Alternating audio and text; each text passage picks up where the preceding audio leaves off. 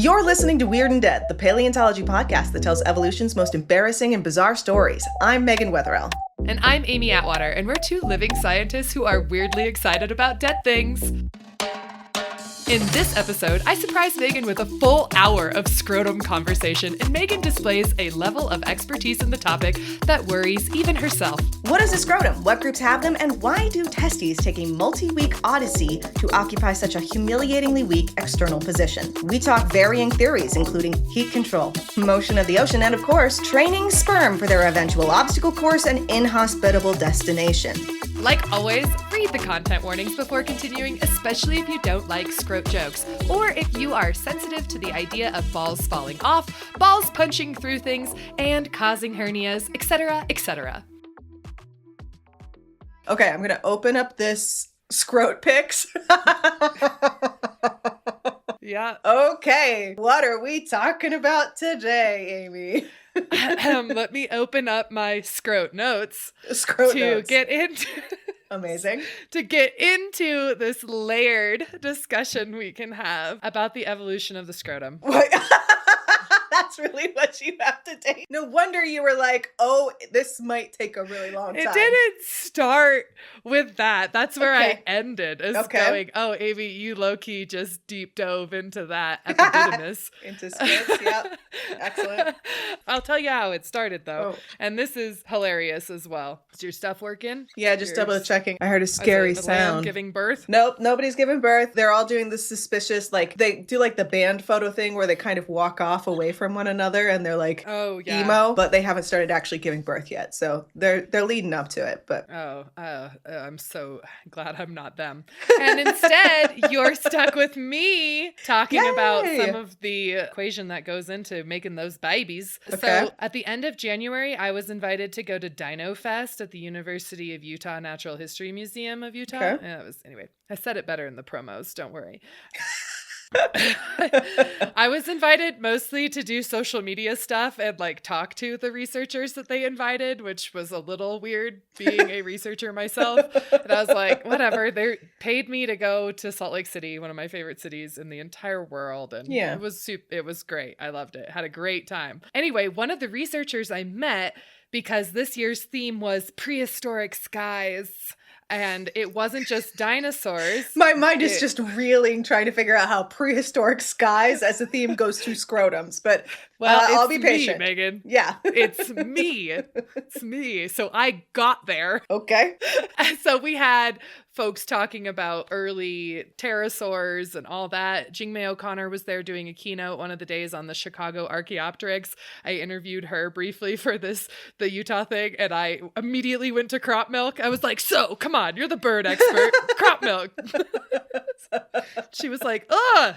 Who are you? So that's how we get to these places. And then I met Dr. Matt Jones, who I had not met before, and a very nice human. He actually is a professor at Arizona State University. So, I should know him, but don't. Okay. I don't know what. So he studies bats, and he was invited to do a talk on bats. Okay. Yes, and he shared an office in graduate school with who is now Dr. Rust on that paper that we are Yes. Okay. So when I dropped IGMU, he was like, no way. And I was like, what? You know IGMU? And he was like, yeah. And then I started saying land mammal ages to him, and he was like, yeah. And I was like, this never happens. This is awesome. Yeah. We very much enjoyed having other mammal people to talk to. And after we were comfortable, I, of course, was like, what's up with bats and their dick bones, man? And he was like, yeah, I mean, it's interesting, huh? Like, so super specialized, and they still have that. And he's like, but you know, Scrotifera. And I was like, what?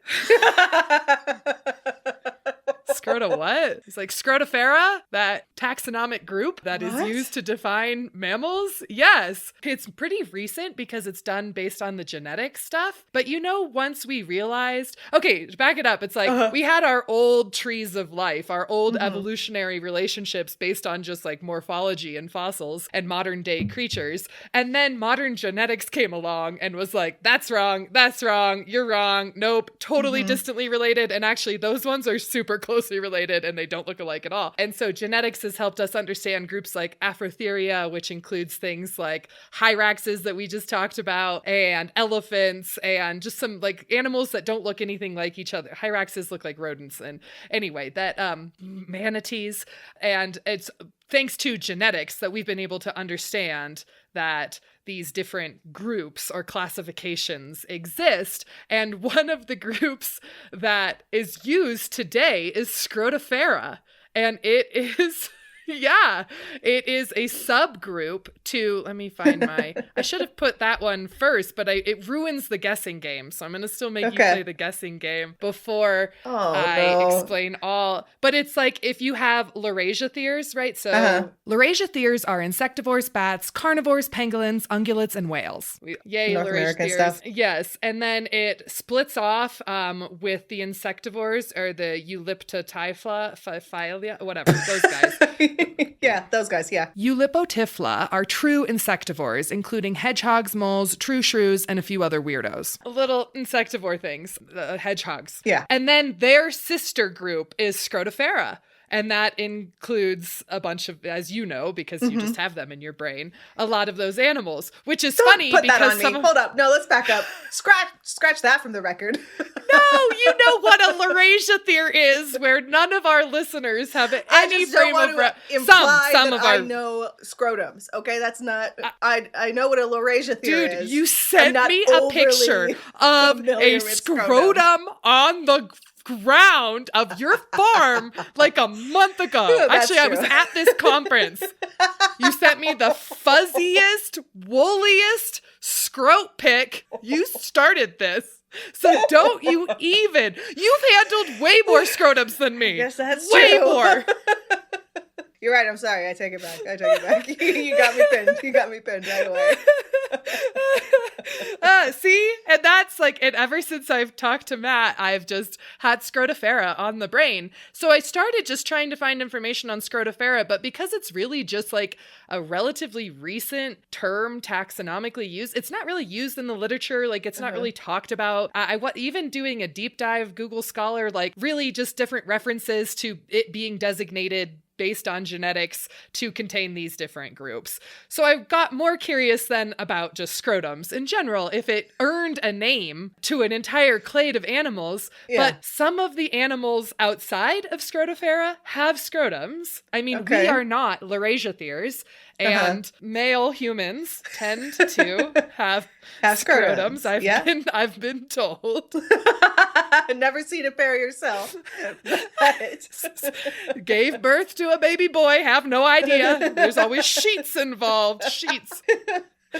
And Euarchonta, which is a sister group to Laurasiatheres. Euarchonta includes primates, tree shrews, colugos, rodents, and lagomorphs, which are rabbits and pikas. And most Euarchonta have scrotums. Okay. And then there's even some, I did not know that the name for Afrotheres and Xenarthrans is Atlantogenata. It's so nice to say. Atlantogenata. Afrotheres include golden moles, aardvarks, elephants, sea cows, hyraxes, tenrecs, and other shrews that are not true shrews. Xenarthrans are sloths, anteaters, and armadillos. I mean, I'd rather say that than Scrotifera. Sure, I guess it rolls off the tongue. So that is how I ended, rolls off the, no comment. Oh, God. So that's how I ended up Googling, does this animal have a scrotum? Does this animal have a scrotum? How about this one? Does this one have a scrotum? Oh, wow. So there was a lot of that, and it kind of has now unraveled into the evolution of the scrotum, because it is a bit of an evolutionary mystery in some ways if you think about it. So, I mean, I'd love to hear your thoughts just right off the bat of the quandary of the scrot. I mean, first off, not shocked that biologists haven't picked up the use of the name Scrotifera. Shocking that they don't want to call animals that. Yeah, I feel like anytime you get into those sorts of bigger phylogenetic clades, my brain kind of just shuts down and my eyes glaze over because I'm like, well, yeah, great. Okay, we're Laurasia-theres. That is just another fancy word for a bigger grouping, which at a certain point, those words get so long and ridiculous. It would just be easier. Atlantogenata? What are you trying to just not say? Yeah, that's not. Wouldn't it just be easier to say, Sirenians and elephants or whatever? Like, that's not Atlantogenata. Yeah, just, sometimes I think we make freaks. Terms. You could just call them weirdos, which is what would be accurate for that group anyway. Yeah. What the fuck? Like, WTF. Their whole group could just be WTF. Is anyone listening? So that's my only thoughts thus far. No thoughts on scrotums. Except that, not all mammals have them. And I guess I hadn't really thought about that being a unifying characteristic. I read an article that literally started, the first line was, while the possession of a scrotum by most male mammals is considered a hallmark of mammalian evolution. And I was like, by who? I'm sorry. Hold the fuck up to all of the 3 dicks on this paper. Yeah. I cannot tell because you are all very European and Eastern European. I don't know. I shouldn't say that either. That's just not a hallmark that I think of. Is me neither. Mm-hmm. I think of them as, I'm pretty sure Dan Savage on the Savage Lovecast is the one who said that we shouldn't be calling people pussies, right? Pussies are strong. They can take a beating and push a baby out, which is his quote, but I've used it many times. And it's like, call them something that's actually weak, like a scrotum, because they're these sad little dangly, very exposed, which you would think when holding on to something that is necessary for the survival of your species, you wouldn't dangle it like a shell. It's like when they dangle the dead chickens over the crocodiles to make them jump up and try to why are you exactly now, why are you taunting us? Scrotum, I'm assuming applies to the external sac, right? Like a hippo has balls, but it does not have scrotums. And I know this because that one time for the blog, I had to read the paper about how if you want to didn't get to hippos.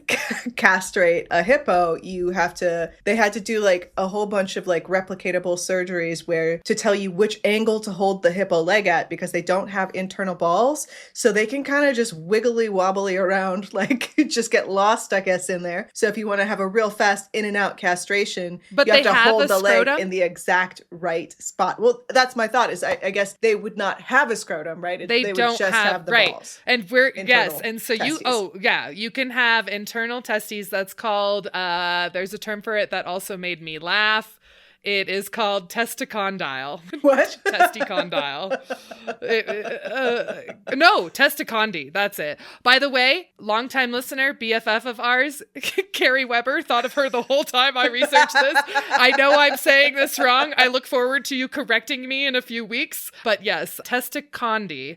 It's testicondi is what it means if they are internal testes versus all going their descent, which is called the something hilarious as well. Descentus testicoloria. Nope, that's still wrong. Yeah, testicolorum. Descentus testicolorum. Yeah, there we go. There's a lot of fancy words used here for when your balls drop. That's what that means.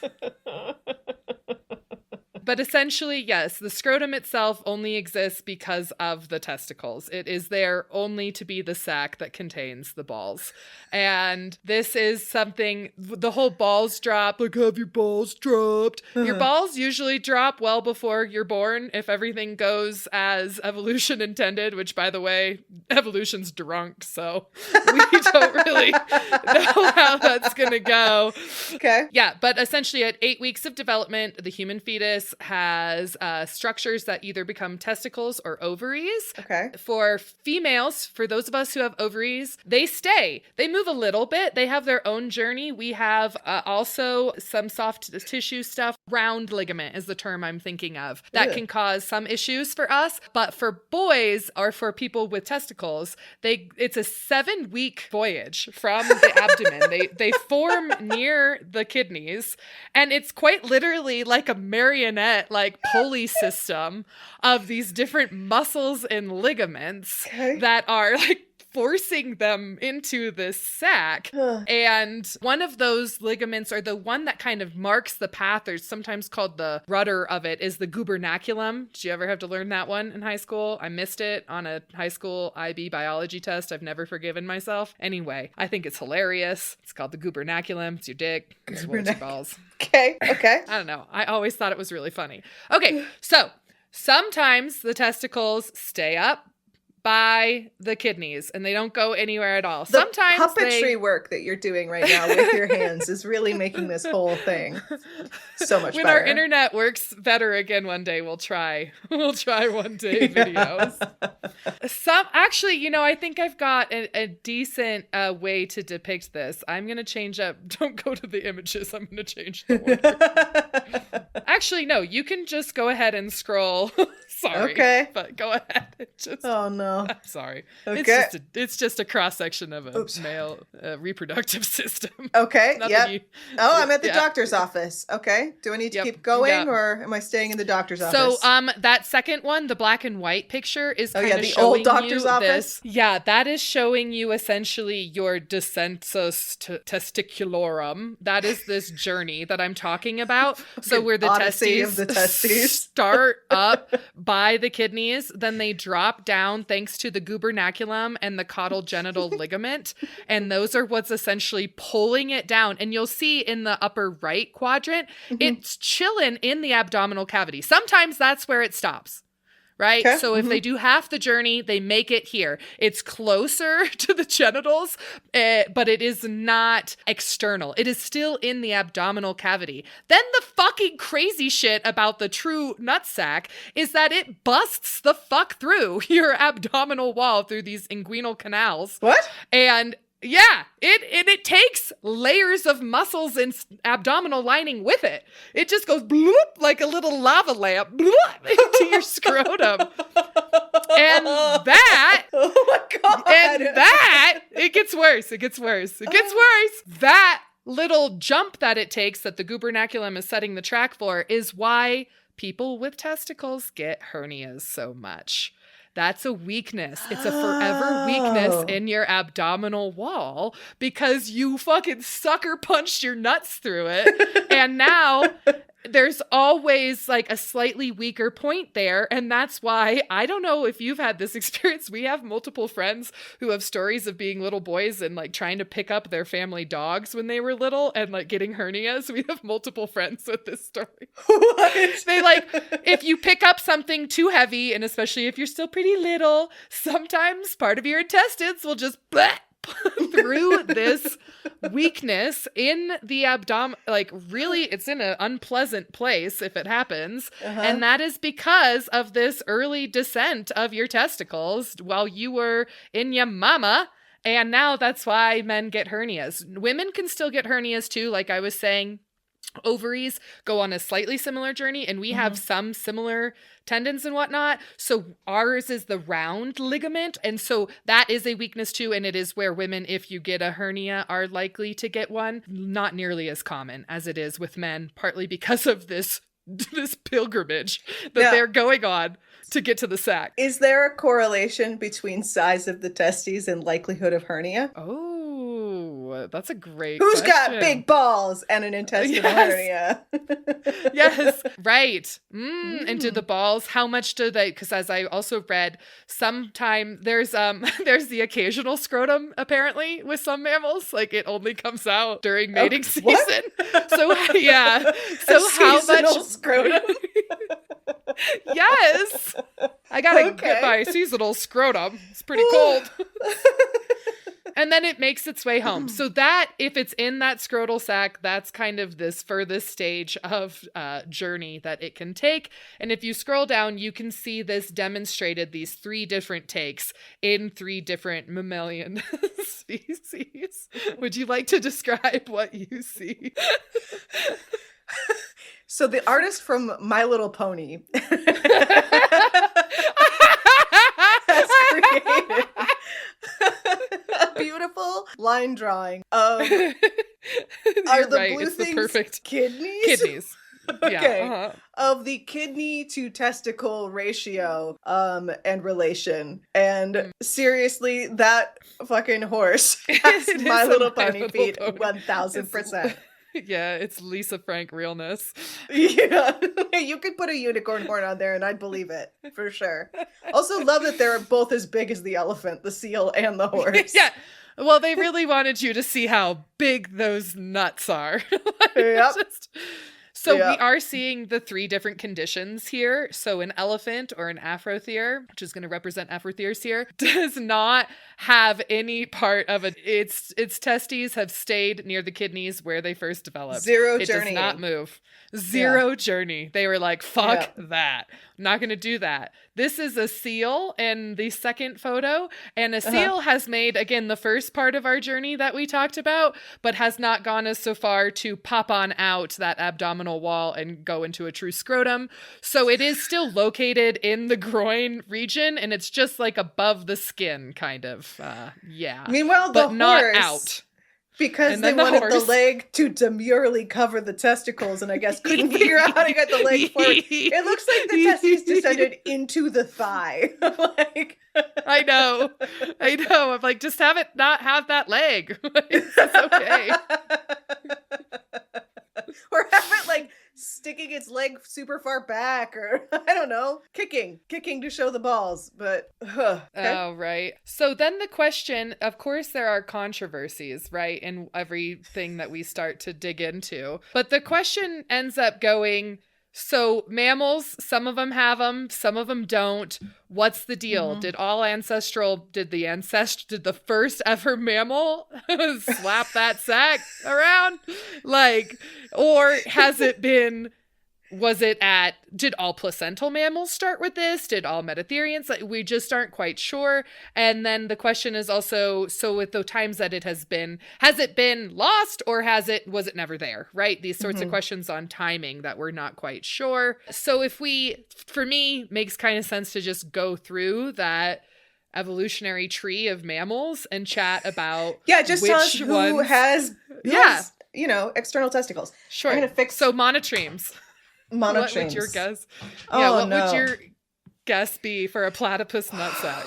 Oh God. I mean, echidna scrot. I'm just thinking of the echidna demon hand penis, and I'm really hoping that they're not adding testicles to that, and that at least they have some like sense of restraint, and that they have them on the inside. But I'm guessing they have monstrous, terrible testicles. That would be my guess.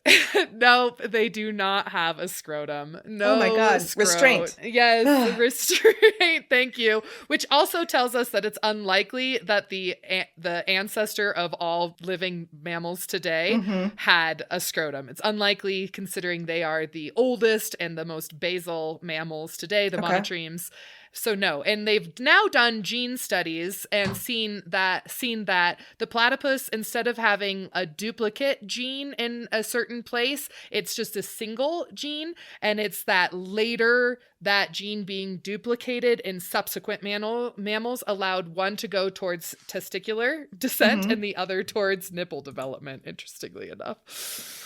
So they did not start the party, and they don't have nipples, right? So they were so early to the mammal party that they missed out. Their gene then mutated in a way that led to nut sacks and nipples, and they themselves have never enjoyed such treats.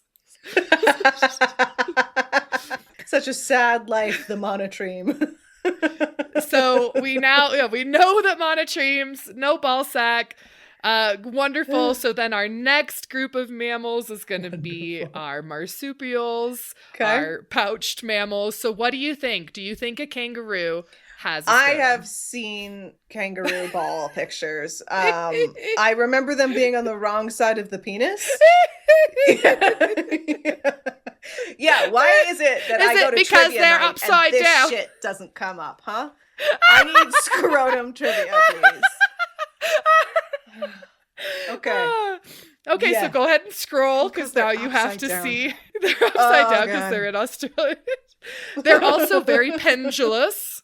They've got quite the swing to them, and they are essentially each in their true own sack. Like, it's a bifurcated sack. Like, these everything jelly about beans, them is bifurcated, huh? Yes, yes. Yeah, so they hang pretty low, and they are in front of the penis. That is correct. Do they ever get in the way? I don't know. I'm not a kangaroo. Amy, you didn't look up if the low-hanging balls that are in front of the penis ever block? Come on. I don't know. You're right. Bonus episode. We'll do another. Oh, I forgot what I was gonna. We're talking about this. Oh my God, those do dangle. Jesus Christ. They dangle, quite a bit. And then, and it looks like it is a pouch, which is funny. It's just their junk. But I think they can retract it in a bit. So I think that there is some control about that dangle not getting in the way. But I don't know. I wasn't there. You went to Australia. And this wasn't something you investigated? I probably did. Oh man, I was going to say something and I forgot it. So that's okay. I'll see if it comes back. Also, I should probably forget some of the things we're talking about because this is disgusting. Yeah. You won't. This is going to take place with some really important information in your brain, but such is life. I think you were talking about bifurcated pouches. Oh, I think that was, I think that's all that I was going to say. I was going to say something. I read this really interesting piece by a guy named Liam Drew, really hilarious piece that was called "The Scrotum is Nuts," which is absolutely quite beautifully done there. Poetry. Well, what's interesting about it is it does seem to mean that the scrotum is evolving independently here on the kangaroo lineage. And their point of, well, it's different because it's in front of the dick. And I'm like, I mean, it's your testicles a common going ancestor. on a journey to stab out of your body. Like, sometimes I feel like it stabbing in a slightly different direction is not that far of a stretch. Right, because it is kind of this question, if marsupials have a scrotum, and a lot of mammals do, but not some of the most primitive mammals in some ways, if we're talking about xenarthrans and afrotheres. So is it that common ancestor had a scrotum and afrotheres lost it? Or is it that they didn't have one from their monotreme relative and marsupials gained it independently, and then Laurasiatheres gained it independently? Mm-hmm. Like, that's kind of part of that. Or should I say Scrotifera gained it independently? So these are the questions. These are still the questions that haunt my mind. So once we get into our mammalian group, we've already talked about this. Afrotheres, you saw that beautiful drawing of an elephant, no movement in their testes. And then with Xenarthra, they are no scrotum. So these are our sloths, anteaters, but I think most of them are in position too. They make the first part of the journey. They're just what lies beneath. They're just right there. Maybe they just don't live long enough because sloths are so slow, Maybe if they lived like another 100 years, eventually those slowly descending balls would become a sac. Yes.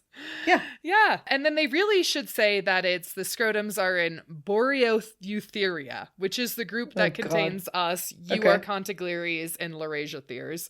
Euarchontigleres, this is stuff that I get geeked on. So these are us, primates, tree shoes, colugos. Yes, they all have scrotums. Squirrels, rabbits. Yes. And some of these, again, are quite dynamic in some ways. Like squirrel testes size changes dramatically during the year based on what mating season.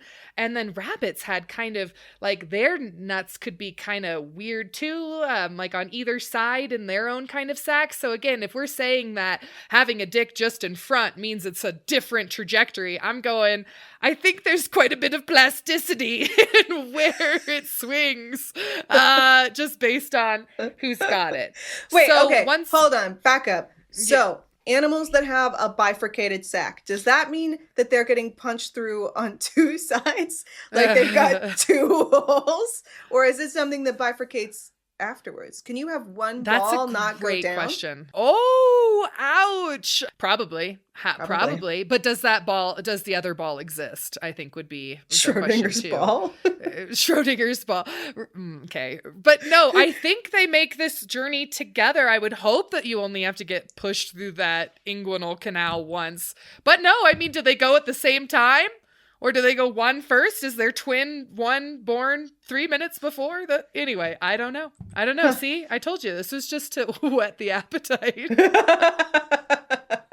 So we can't make Laurasiatheres all scrot-bearing and therefore Scrotifera because of the stupid insectivores. So these are our shrews and hedgehogs.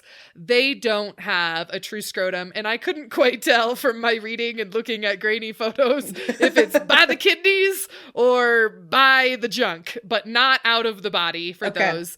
And then what's interesting is, so now we've determined that there's already quite a few mammals that have scrotum, not in Scrotifera. Not in it at all. Yeah. Now we're in Scrotifera. And, so some of the animal groups that we have left, let's see, what's the next one for you to guess? Do you think that bats have a scrotum? Again, this is why this should be a category at trivia. I know that they do, in fact, have scrotums. And that is why if you see pictures of bats and you're not horrified, that's a girl. Because bats have really wild, external genitalia that seems like it should slow them down. Right. Yep, that's not its head. It's just a set of balls approximately the same size. Awesome. But what I read is that they're very good at having them, very close to the body. There's none of the pendulous swing that we see with these other, that they keep it tucked. Keeping them close. They keep it tucked. Yes. As much as possible. So yes, bats have them. Most artiodactyls have them. Artiodactyls are even-toed ungulates like cows, deer, bison, pigs, giraffes, sheep, goats, and many, many more, as well as whales and dolphins. You definitely know more about that than I do. I do, yeah. Now, the ones that go to the ocean don't. So whales and dolphins, they mostly thought to be for streamline reasons. Yeah, that tracks. Have tucked the junk, and everything is internal. We're going to talk also about the theories as to why, or the hypotheses as to why mammals do this, because it's actually not as simple as I thought it was. So, yay. Okay, and then perissodactyls, man, get kind of weird. Horses, we've just determined, have a scrotum thanks to that beautiful drawing. Yep, gorgeous. Rhinos and tapirs do not. No ball sacks on rhinos and tapirs. I don't know. We were so distracted always looking at the prehensile dick of a tapir. We never noticed that there's no balls. Well, again, they're not picking up their leg to display their balls' absence. So, but that third leg is pretty obvious. So, yeah. Okay. So perissodactyls, some have balls, some don't. Well, I mean, they all have balls, but some have external balls, some don't. Interesting. And I can't see now. I'm reading it again. I'm like, do they have a scrotum? I don't think they do, but anyway, I may have gotten. I know rhinos do not, so it makes me wonder about my brontotheres. Did you guys have a scrot or no? Scrot or note. Scrot. I'm doing a new Instagram quiz. Scrot or no. Okay, and then we get into our last group, Ferae, which is pangolins and carnivorans.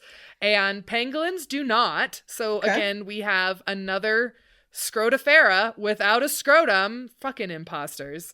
And then almost all carnivorans do, but it gets weird again when you go to the water. Pinnipeds get a little bit weird. Oh, okay, how do pinnipeds get a little weird? Did you know that one of the many ways you can tell the difference between a seal and a sea lion is a scrotum? Weirdly, they don't mention that at outdoor school. They just talk about external ears. Ears and whiskers and shit. Why don't we just go to the good stuff? Do they really have external balls? What the fuck? So sea lions have external balls, but from this post I read, I don't think they are always out. They only develop a scrotum during the breeding season because it's thought that because they're so dynamically, adapted for their water environment that it doesn't make sense to have accoutrements dangling around. And so they apparently go gadget scrotum during the mating season. And I'm like, well, where does it go? What is it? I didn't think matter could be created or destroyed. Where wrinkly like a flap? Skin flap? I don't know, but there's a picture for you. If you scroll down, there's a picture of a sea lion scrotum for you. Huh. Yeah. It's probably taken in Oregon. Some fucking weirdo at Moe's is like snapping pictures. Laying in the sunshine, balls out. Balls out. You should live in the dream. Live in the dream. So, and there's our tree that I've kind of been going down. I should have had that at the beginning. That's got the Scrotifera on there for you. Yeah, that's my last image of these incredible adaptations but again, if we go back to, it seems pretty weird to have something that is so important to the survival of your genetics to be in a precarious, rather exposed area. It sounds like people have done some fucking weird experiments trying to understand some of the different factors. But why, Meaghan? Why do mammals have a scrotum? So, I mean, the explanation I've always heard is because that allows them to temperature regulate, which is why if you do what I did to that cow and you accidentally castrate only the external sac, so his testes slipped back up into his body and he still wasn't fertile because his balls could never cool down. Oh, yeah, right. Cryptorchid bull is the term. Yeah. And I mean, I will point out that many a drag queen is an expert in tucking their balls. Yeah. There are cavities, gentlemen. I don't want to hear it. You can shove them in there. And, you can put it away. Okay. You can. Put it away. I know it's harder on a hot summer day, but you still can. Right. So we were all taught that it's the cooling hypothesis, that it is to cool the testes to keep that sperm nice and chilled before its big delivery. Now, some folks have said it's not really the testes that we're trying to keep cool. It's the epididymides, the individual epididymis channels that transport the sperm, because they're not fully ready to go when they leave the testy. That's still part of, again, this like fucking Homer, like Iliad journey that they take, I guess, just like shooting it through some sort of cold chute. That's what they gotta do. Yeah, okay. So they really gotta cool. And I'm like, okay, we are splitting ball hairs here. Like, the epididymis and the testes pretty much go together. You can't have one without the other. If one needs to be cool, you're probably gonna keep both cool. Now, the huge problem with this is that we've already outlined tons of mammals today that have internal testes and obviously are not cooking their swimmers because they are procreating, and all of their junk, both of these, the testes, the epididymides, are totally fine. So some folks have said, I have hypothesized that it's not that the sperm needed to be cooled. It was once they were there, they adapted to slightly cooler temperatures, which would still explain why your bull's junk didn't work, because we are now adapted to have it be at it's a couple degrees cooler is optimal for sperm production in most mammals than body temperature.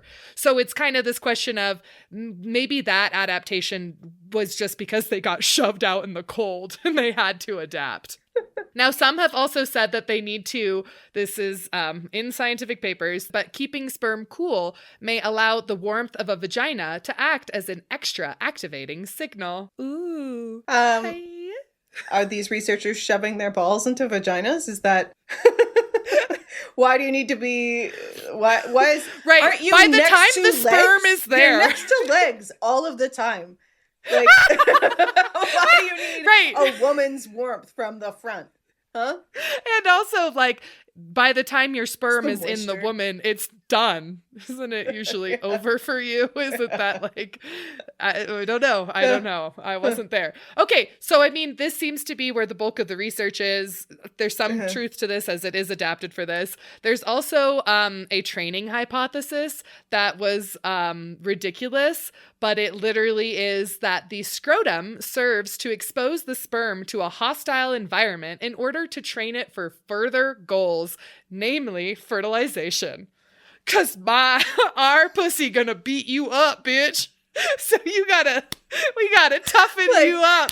Like, cue, like, Rocky style, like, cut screens of training your sperm? Training.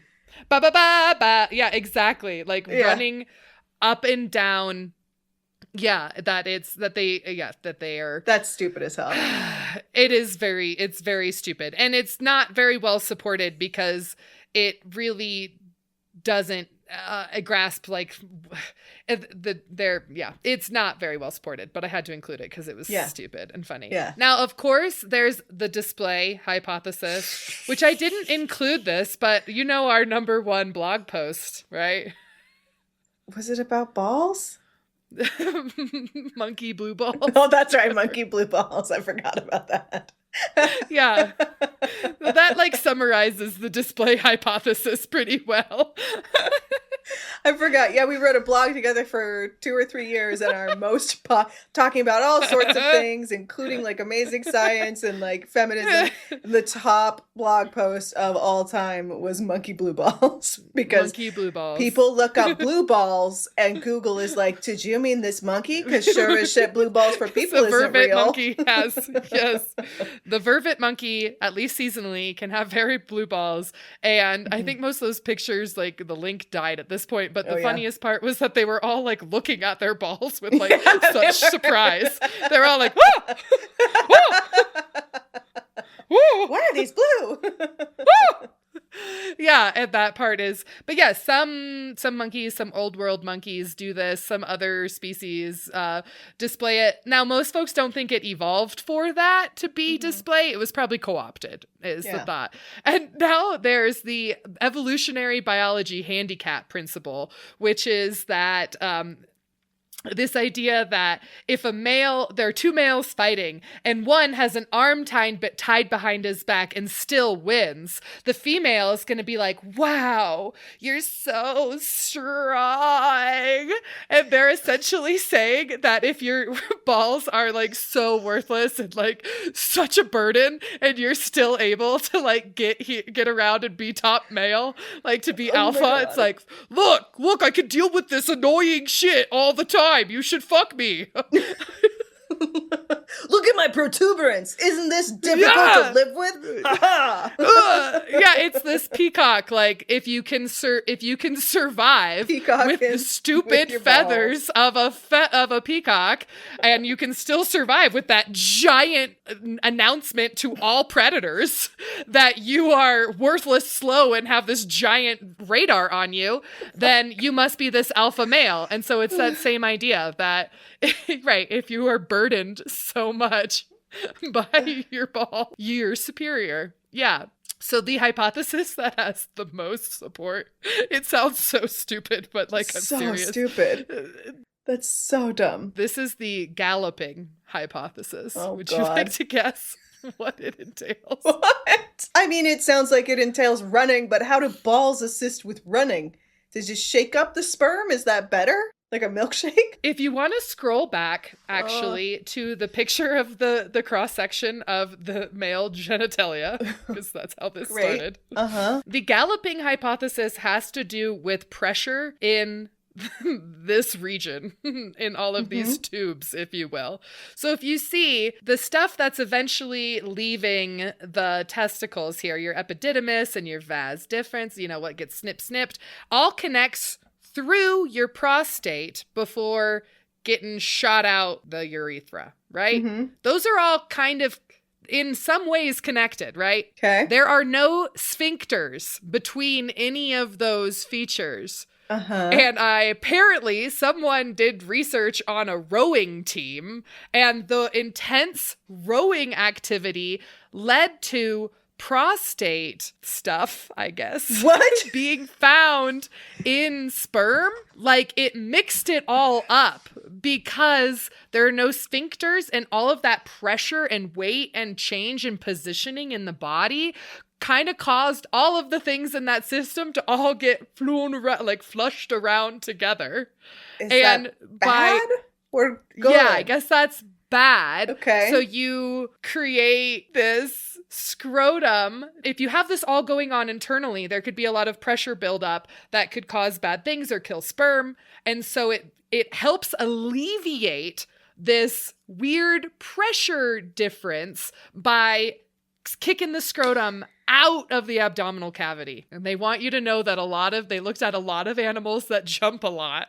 Like the horse versus the rhino is one of their points. Okay. Is that a rhino is not galloping and leaping around, so its testes can stay inside and not have a pressure difference caused by its locomotion. Whereas the horse is a bucking and a kicking and needed, therefore, to have its balls out of that equation for internal pressure exchange, if you will. So it basically just like, it makes it so that when you're doing like muscular contractions in that area, it's not automatically also contracting on the scrotum, and you're less likely to have whatever we're calling prostate goo go back up into the scrotum.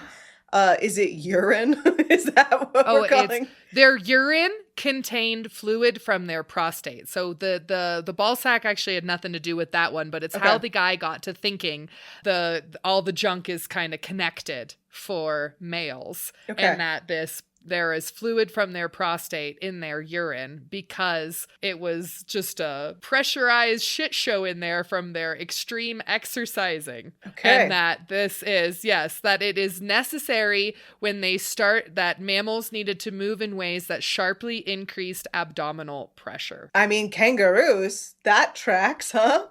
Yep, exactly. Yep. Bats. Yep. That also tracks. Yeah. I mean, but I feel like there's a lot of examples of animals with ball sacks that do literally no leaping or jumping. I don't know how active. Whales still deal with it? Like they're right. Yeah, they're definitely doing some. Are they further forward in underwater? The body? Yeah, or is it different because they have different, like, since they're in a different substrate, different forces acting on it? Yeah. So pigs. Do pigs jump? Are pigs things that jump? Or do they just like walk around? I mean, I saw a goat in a tree, so I know they kind of do some stuff. And they've got huge testicles. Fucking huge. I don't think pigs are like famously going up into trees, but I did just play a video game where at one point you play as a pig that bounces on a little spring. And I don't think that's probably an accurate realization, but like it does, I don't know. I guess is what I'm trying to say. I don't know. Well, that is one of the top hypotheses right now is people are really questioning the temperature hypothesis, that it seemed a little just so story in a lot of ways, and it doesn't fully make a ton of sense. So again, I don't really care. One of these articles was like, wow, isn't it? Oh, well, he then says scrotality, totality, which is great. I appreciate that too. But it was just like, isn't it crazy that something that we study so much, and isn't it humbling that a basic part of our bodies remains a mystery? And like, welcome to being a woman, bitch. Yeah. Do you have any fucking clue? Like, no man, no, like, we've only studied the dick. Apparently only the dick, not the scrotum. Sorry. But like, it's not that, it's like, this is how the rest of us feel, by the way. Yeah. It's like, people are just like, we don't know quite how the eggs get into the uterine tubes. They do, though. Teleport. Teleport. Yeah, we don't know why endometriosis is a thing, and you have uterine tissue all over your internal organs.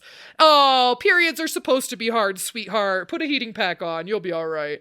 So it was pretty funny, but I enjoyed this jaunt through. I needed it too, dealing with so many scrotums, and I mean that metaphorically.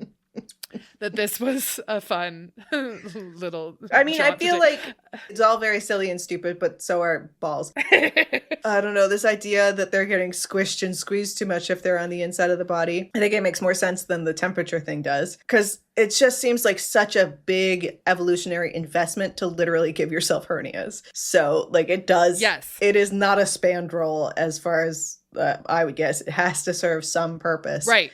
Right. No, oh my God, ugliest spandrel in the fucking I was just saying, it's world. not for an attraction's sake. I think we can all probably rule that one out. Nobody's like, oh my God. There's a purpose. There's a purpose to that insanity. Yes. I agree with you there. I mean, and some people have also said that it's simply like a trade-off thing too, that we're not fully understanding what other dynamics are going on or other organs that are more important to keep in the abdomen. Yeah. And therefore it's just a space trade-off. Once the balls get too large or something like that, then they need to be allocated elsewhere. But the ones that have internal testes have larger testes than the ones in scrotums. So that's kind of maybe when you can produce your junk closer to the end goal, you don't need as much. I don't know. Yeah, I guess I hadn't thought about that either. What if stuff gets stuck in the tube along the way? You really have to. An elephant's got a long pathway to travel. Right. I mean, and that's a large animal, but Hyrax also has. And a monotreme also keep it close. So even body size doesn't seem keep it tight. Yeah, keep it tight. Yeah, so there's super fun things too. Anyway, but this all started because of Scrotifera. Dr. Matt Jones, you probably don't want me to give you a shout out on this podcast. Too late but I now. Really enjoyed talking to you. Thank you for teaching me about Scrotifera. It's been on my mind for 6 weeks straight. That's what I got.